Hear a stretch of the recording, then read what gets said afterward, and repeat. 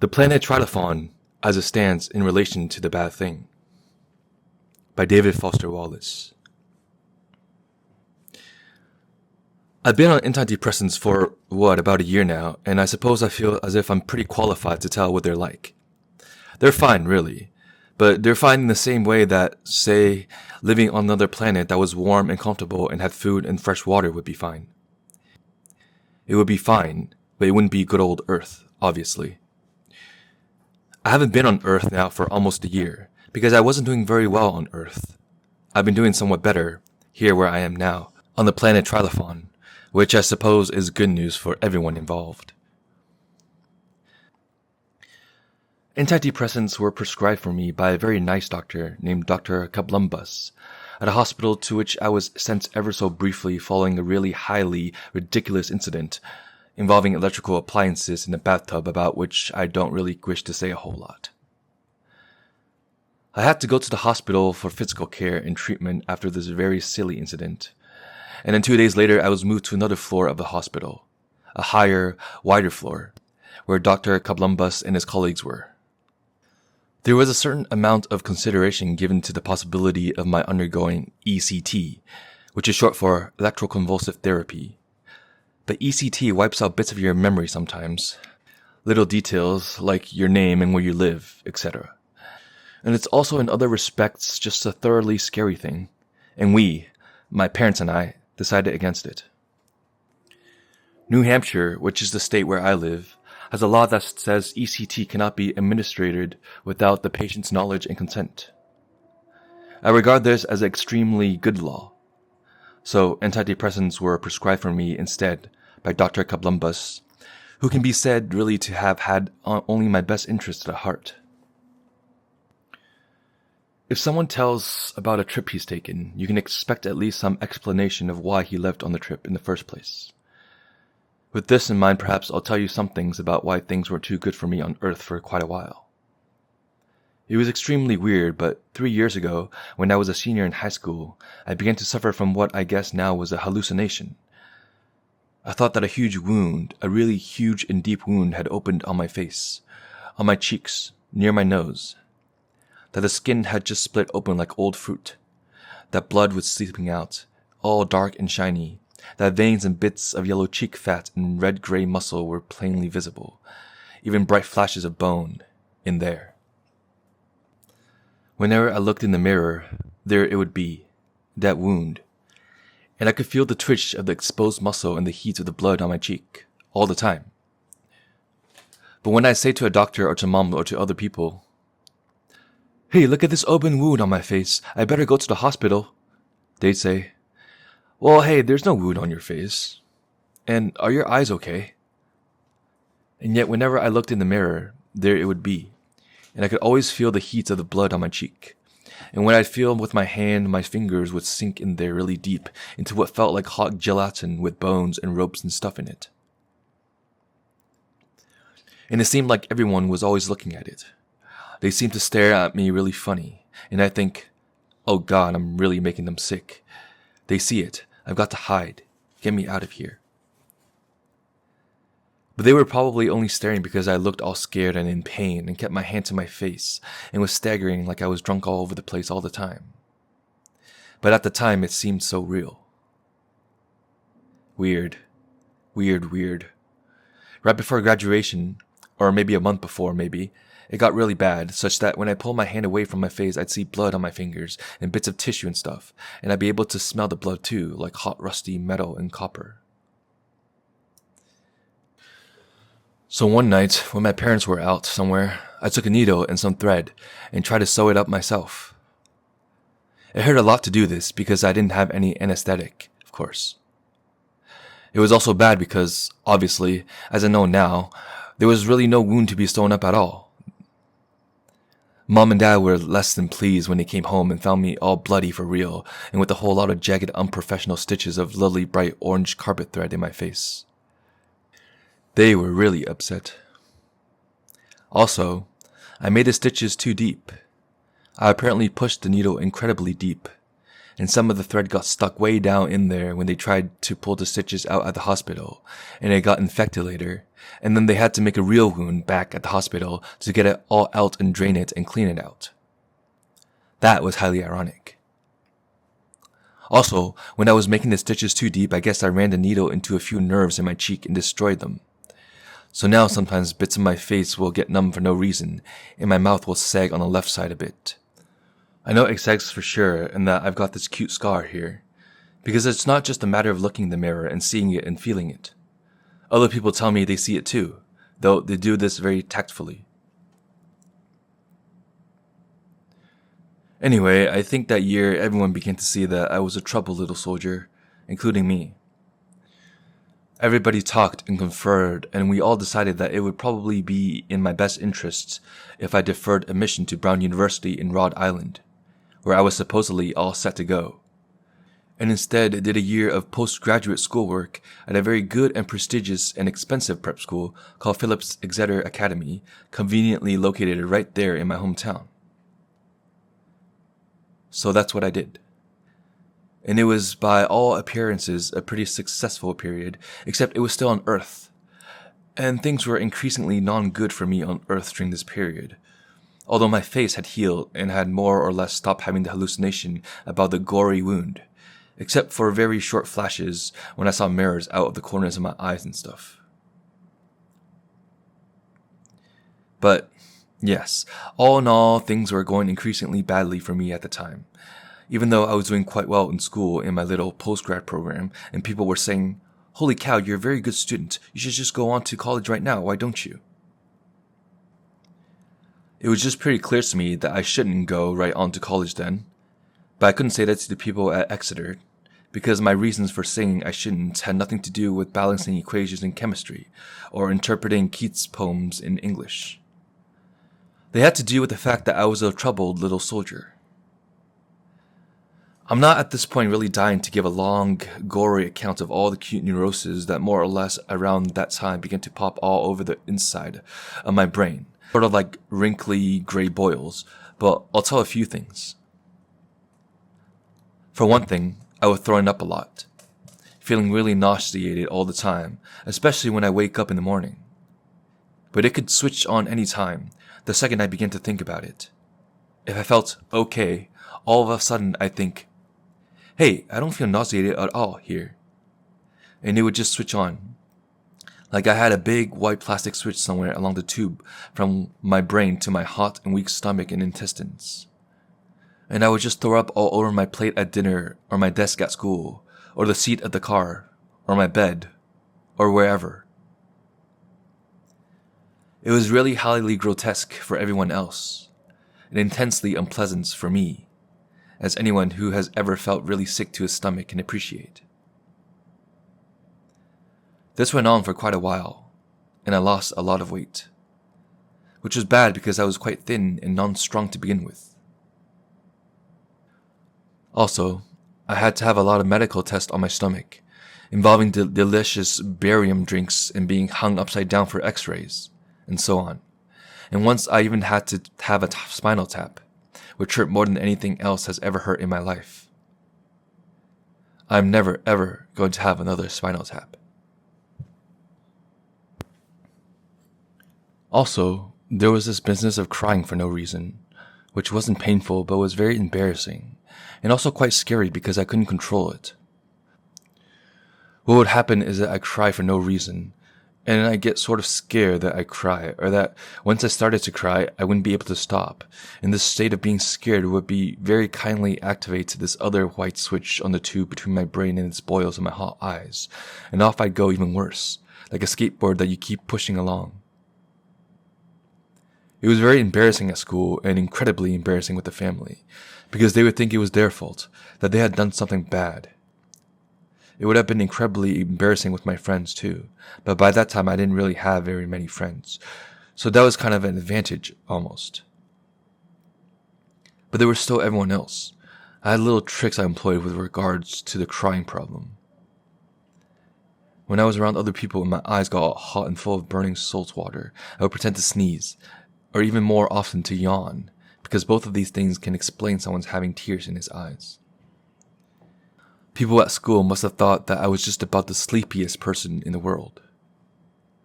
But really, yawning doesn't exactly explain the fact that tears are just running down your cheeks and raining down on your lap or on your desk, or making little wet star puckers on your exam papers and stuff. And not too many people get super red eyes just from yawning. So the tricks were probably not too effective. It's weird, but even now, here on the planet Trillaphon, when I think about it all, I can hear the snap of the switch, and my eyes more or less start to fill up, and my throat aches. That is bad. There was also the fact that back then I got so I couldn't stand silence. Really couldn't stand it at all. This was because when there was no noise from the outside, the little hairs on my eardrums or whatever would manufacture a noise all by themselves to keep in practice or something. This noise was sort of a high, glittery, metallic, sprangly hum that really for some reason scared the living daylights out of me and just about drove me crazy when I heard it. The way a mosquito in your ear in bed at nights in summer will just about drive you crazy when you hear it. I began to look for noise, sort of the way a moth looks for light.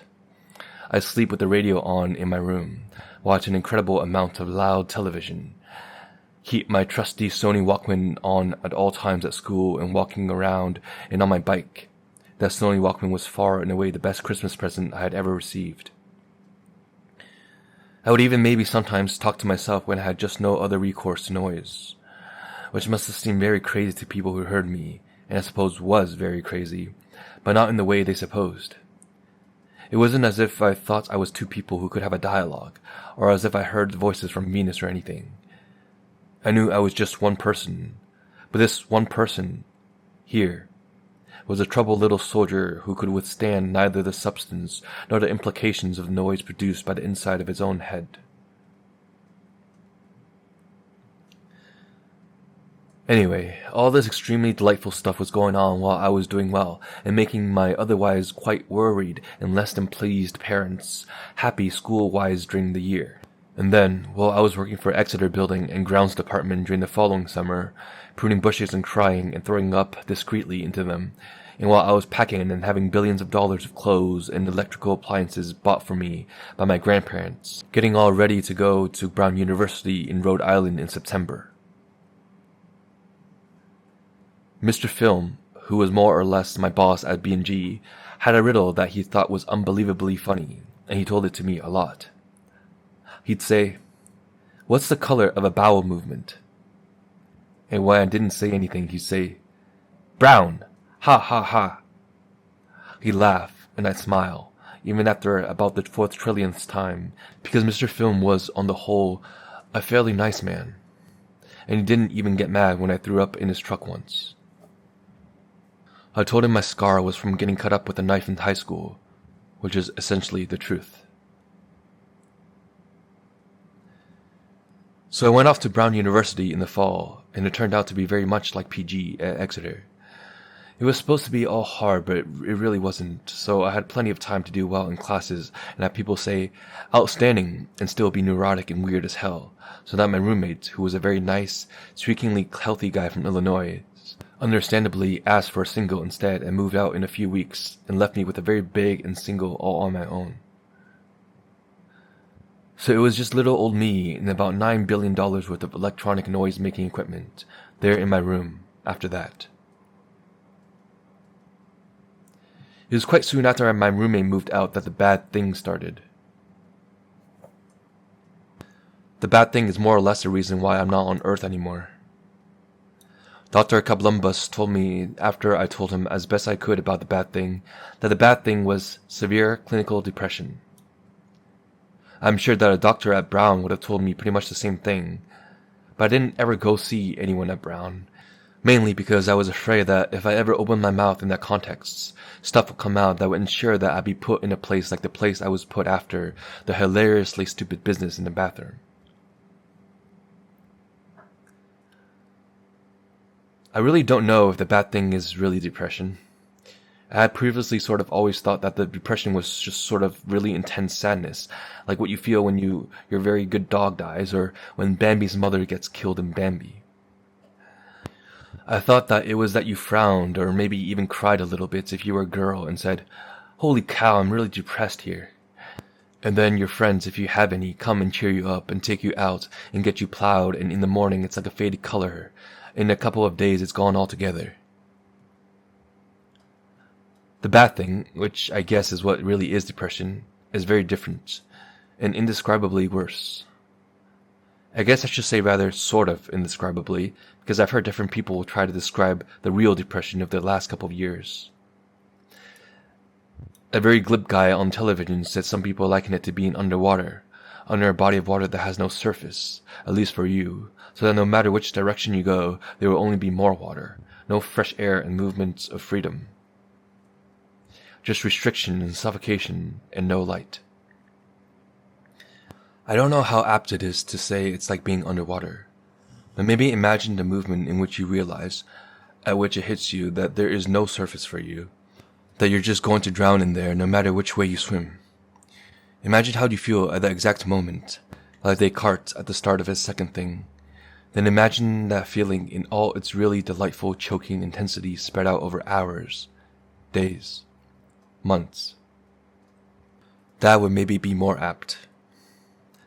A really lovely poet named Sylvia Plath, who unfortunately isn't living anymore, said that it's like having a jar covering you, and having all the air pumped out of the jar, so you can't breathe any good air.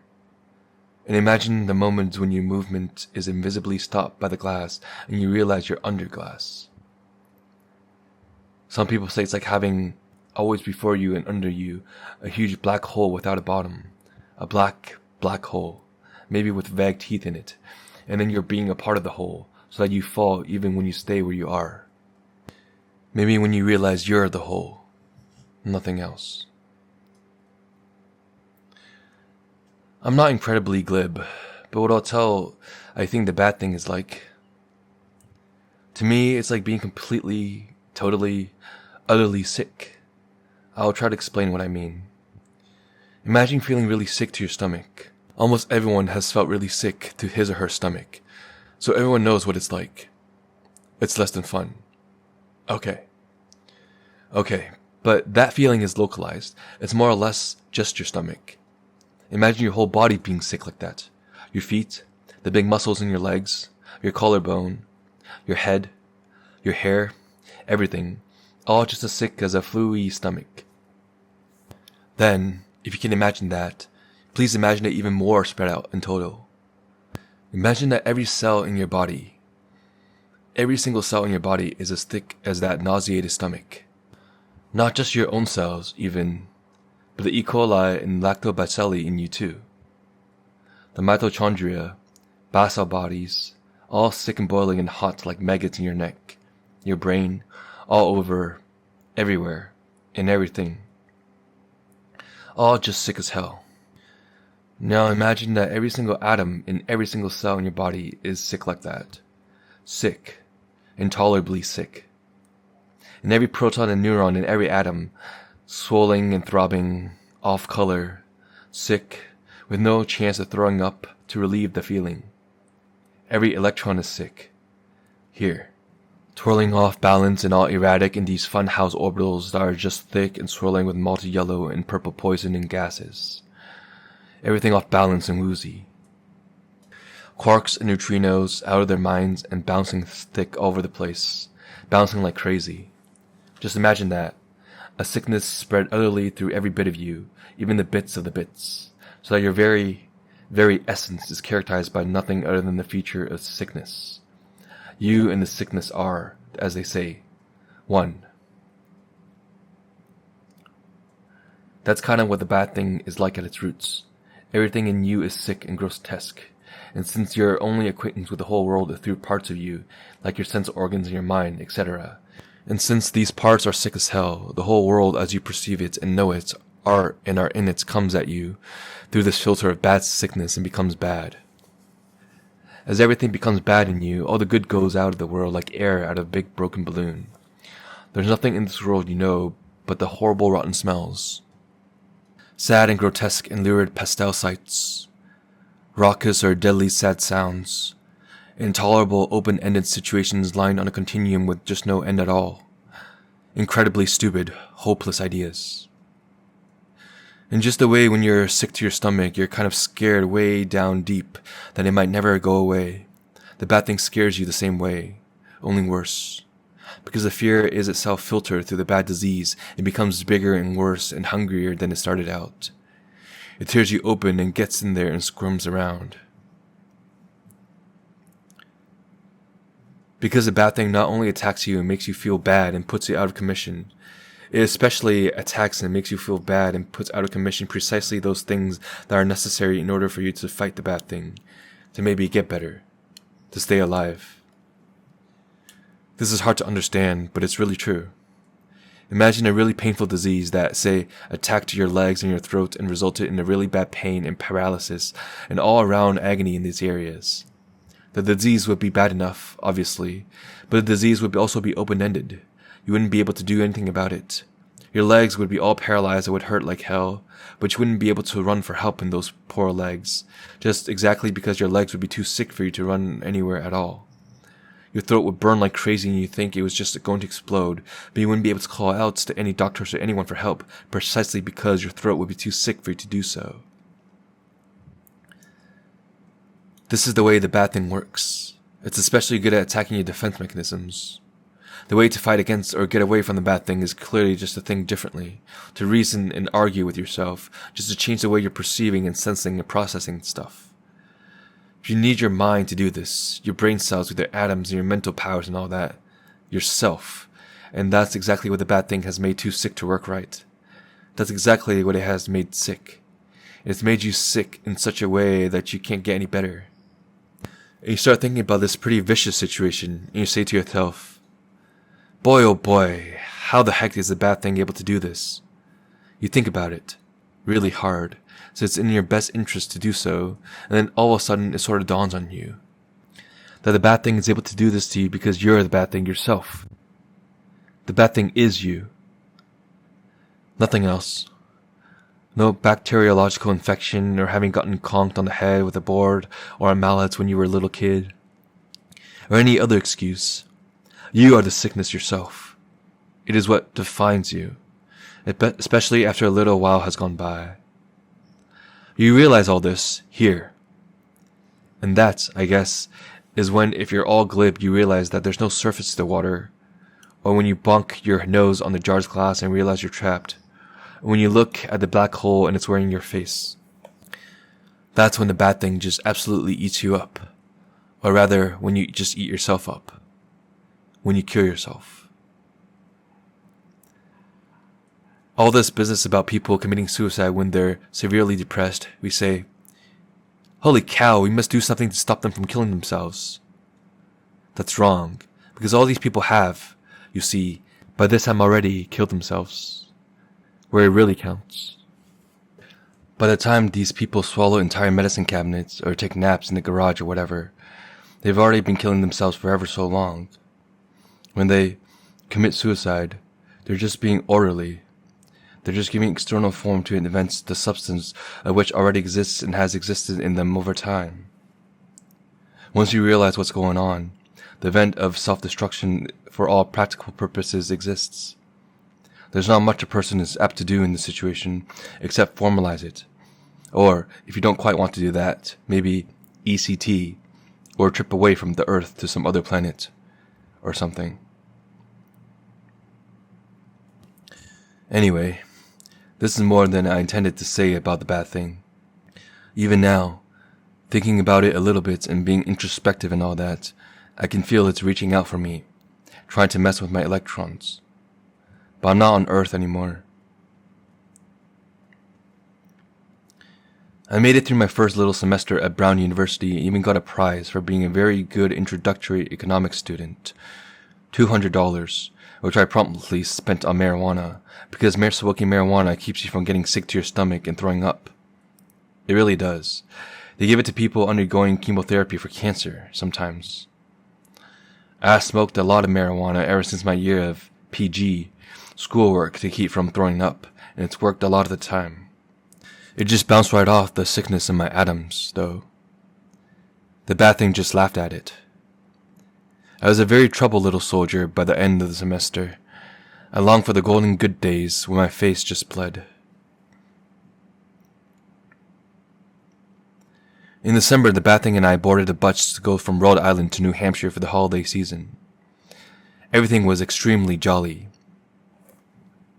Except just coming out of Providence, Rhode Island, the bus driver didn't look carefully enough before he tried to make a left turn, and a pickup truck hit our bus on the left side and smudged the left front part of the bus and knocked the driver out of his seat and down into the well where the stairs onto and off the bus are, where he broke his arm and I think his leg and cut his head fairly badly. So he had to stop and wait for an ambulance for the driver and a new bus for us. The driver was incredibly upset. He was sure he was going to lose his job because he messed up the left turn and had had an accident, and also because he hadn't been wearing his seatbelt, clear evidence of which was the fact that he had been knocked way out of his seat into the stairwell, which everybody saw and would say they saw, which is against the law if you're a bus driver in just about any state of the Union. He was almost crying, and me too, because he said he had about 70 kids and he really needed that job, and now he would be fired. A couple of passengers tried to soothe him and calm him down, but understandably no one came near me. Just me and the Bathing, there. Finally, the bus driver just kind of passed out from his broken bones in that cut, and an ambulance came and they put him under a rust-colored blanket. A new bus came out of the sunset, and a bus executive or something came too, and he was really mad when some of the incredibly helpful passengers told him what had happened. I knew that the bus driver was probably going to lose his job, just as he had feared would happen. I felt unbelievably sorry for him. And of course the Bathing very kindly filtered the sadness for me and made it a lot worse. It was weird and irrational, but all of a sudden I felt really strongly as though the bus driver were really me. I really felt that way. So I felt just like he must have felt, and it was awful. I wasn't just sorry for him, I was sorry as him, or something like that. All courtesy of the Bathing. Suddenly I had to go somewhere, really fast, so I went to where the driver's stretcher was in the open ambulance and went in to look at him. There. He had a bus company ID badge with his picture, but I couldn't really see anything because it was covered by a streak of blood from his head. I took my roughly $100 in a bag of Sinsemilla marijuana and slipped it under his rusty blanket to help him feed all his kids and not get sick and throw up. Then I left really fast again and got my stuff and got on the new bus. It wasn't until, about 30 minutes later on the nighttime highway that I realized that when they found that marijuana with the driver, they think it was maybe his all along, and he would get fired, or maybe even sent to jail. It was kinda like I'd framed him, killed him, except he was also me, I thought, so it was really confusing. It was like I symbolically killed myself or something, because I felt he was me in some deep sense. I think at that moment, I felt worse than I'd ever felt before, except for that spinal tap, and that was totally different. Dr. Kablumbus says that's when the Bathing really got me by the balls.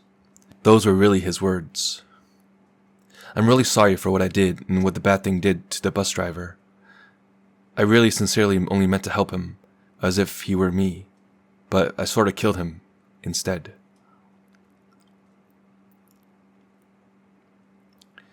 I got home and my parents said, "Hey, hello, we love you, congratulations." And I said, hello, thank you. I didn't exactly have the holiday spirit, because of the Bathing, and because of the bus driver, and because of the fact that we were all three of us the same thing in the respects that mattered at all. The highly ridiculous thing happened on Christmas Eve. It was very stupid, but I guess almost sort of inevitable, given what had gone on up to then. You could just say that I'd already more or less killed myself internally during the fall semester, and symbolically with respect to the bus driver, and now, like a tidy little soldier, I had to formalize the whole thing, make it neat and right-angled and external.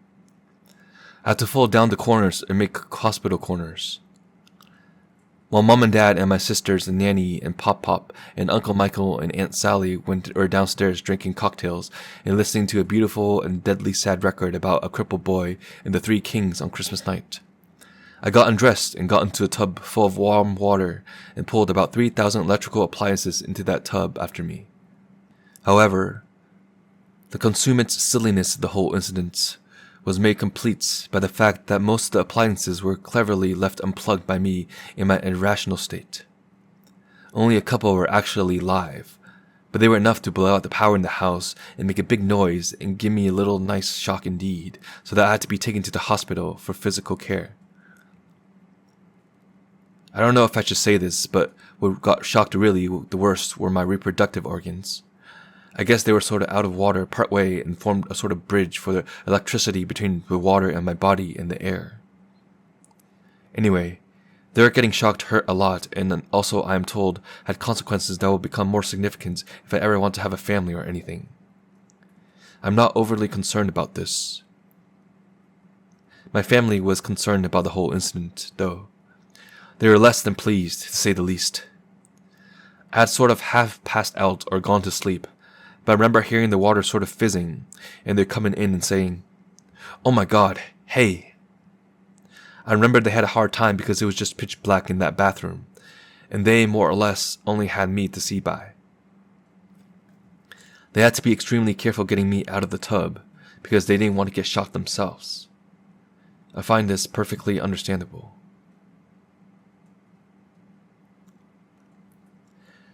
Once a couple of days went by in the hospital, and it became clear that boy and reproductive organs were pretty much going to survive, I made my little vertical move up to the white floor.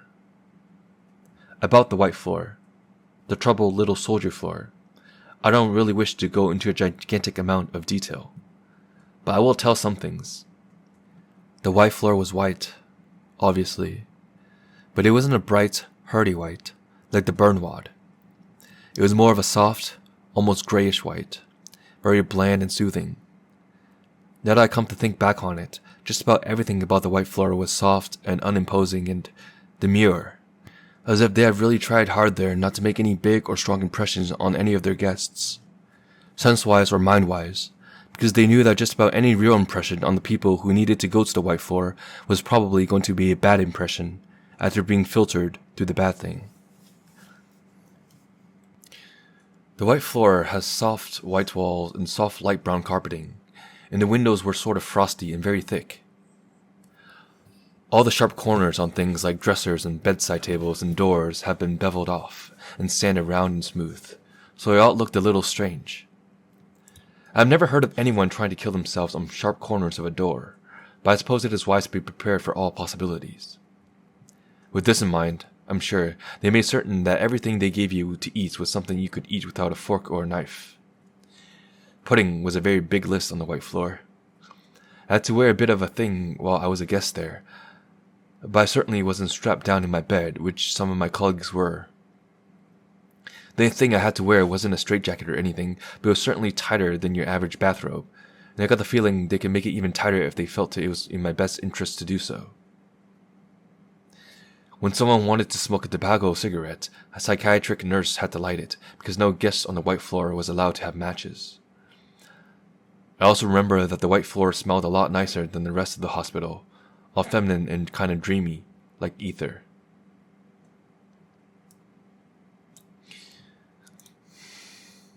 Dr. Columbus wanted to know what was up, and I more or less told him about in 6 minutes. I was a little too tired and torn up for the bad thing to be super bad right then, but I was pretty glib. I rather liked Dr. Columbus, although he sucked on very nasty smelling candies all the time, to help him stop smoking, apparently. And he was a bit irritating in that he tried to talk like a kid, using a lot of curse words, etc., when it was just quite clear that he wasn't a kid. He was very understanding, though, and it was awfully nice to see a doctor who didn't want to do stuff to my reproductive organs all the time. After he knew the general scoop, Dr. Columbus laid out the options to me, and then to my parents and me. After we all decided not to therapeutically convulse me with electricity, Dr. Columbus got ready to let me leave the earth via antidepressants. Before I say anything else about Dr. Columbus or my little trip, I want to tell very briefly about my meeting a colleague of mine on the white floor who is unfortunately not living anymore, but through no fault of her own whatsoever, rather through the fault of her boyfriend who killed her in a car crash by driving drunk. My meeting and making the acquaintance of this girl, whose name is May, even now stands out in my memory as more or less the last good thing that happened to me on Earth. I happened to meet May one day in the TV room because of the fact that her turtleneck shirt was on inside out. I remembered The Little Rascals was on, and I saw the back of a blonde head belonging to who knows what sex there, because the hair was really short and ragged. And below that head, there was the size and fabric composition tag, and the white stitching that indicates the fact that one's turtleneck shirt is on inside out.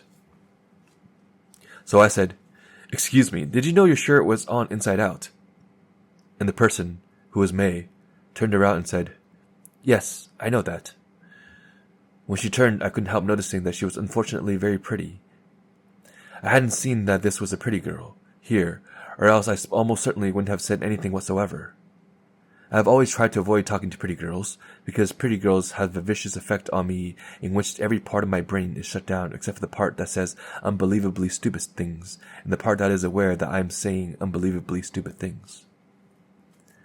But at this point, I was still too tired and torn up to care much, and I was just getting ready to leave Earth, so I just said what I thought, even though May was disturbingly pretty. I said, "Why do you have it on inside out?" referring to the shirt. And May said, "Because the tag scratches my neck and I don't like that." "Understandably," I said. "Well, hey, why don't you just cut the tag out?" To which I remember May replied, "Because then I couldn't tell the front of the shirt." "What?" I said, wittily. May said, "It doesn't have pockets or writing on it or anything. The front is just exactly like the back, except the back has a tag on it, so I wouldn't be able to tell." So I said, "Well, hey, if the front's just like the back, what difference does it make which way you wear it?" At which point May looked at me all seriously for about 11 years and then said, "It makes a difference to me." Then she broke into a big, deadly pretty smile and asked me tactfully where I got my scar.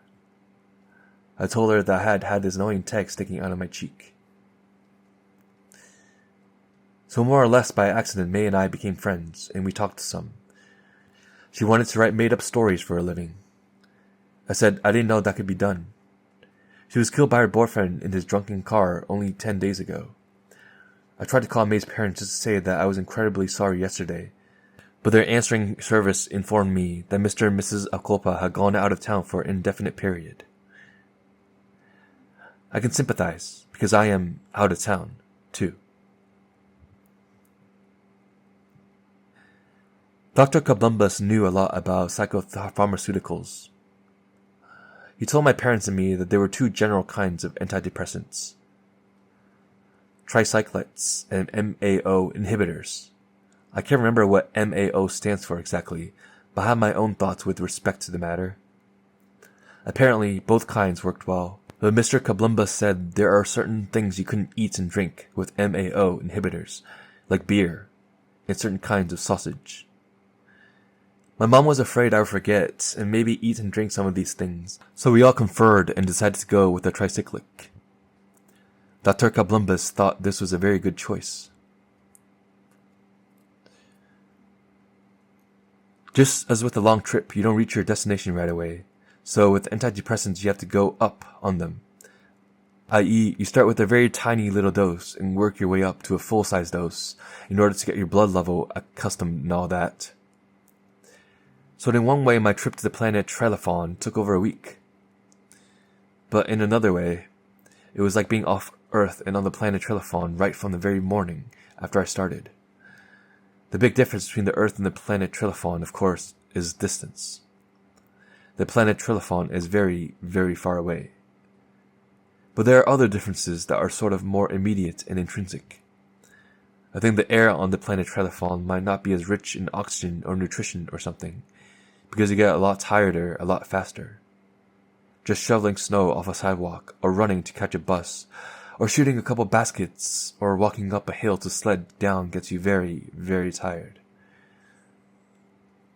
Another annoying thing is that the Planet Trillaphon is tilted ever so slightly on its axis or something, so that the ground when you look at it isn't quite level. It lists a little to starboard.